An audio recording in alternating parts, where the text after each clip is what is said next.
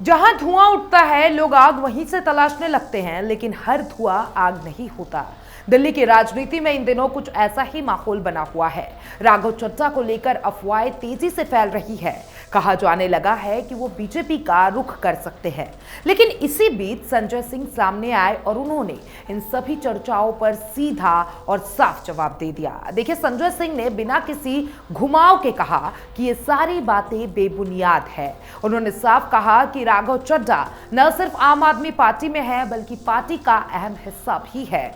उनके मुताबिक राघव को हमेशा जिम्मेदारियां दी गई है, चाहे राज्यसभा भेजना हो या पंजाब की बड़ी भूमिका देना हो। फिर अब सवाल यह है कि जब सब ठीक है तो ऐसी खबरें आई कहां से?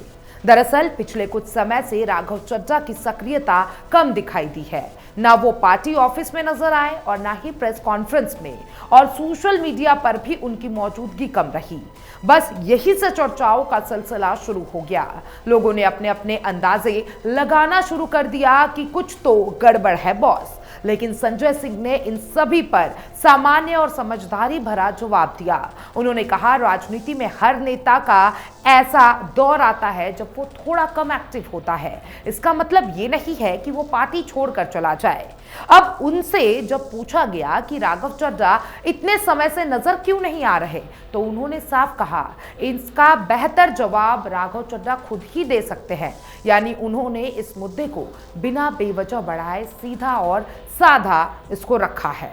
लेकिन संजय सिंह का सबसे दिलचस्प बयान तब आया जब उन्होंने कहा, अगर कभी राघव चड्ढा बीजेपी में जाते हैं तो सबसे पहले विरोध में मैं आऊंगा। अब इस एक लाइन से साफ कर दिया है कि फिलहाल पार्टी के अंदर ऐसी कोई स्थिति नहीं है, और अगर भविष्य में कुछ ऐसा भी होता है तो वह चुप बैठने वालों में से नहीं होंगे।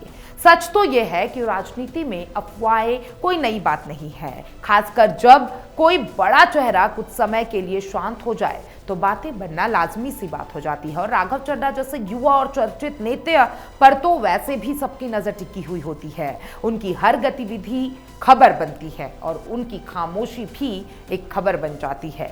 अब देखिए, फिलहाल तस्वीर बिल्कुल साफ है।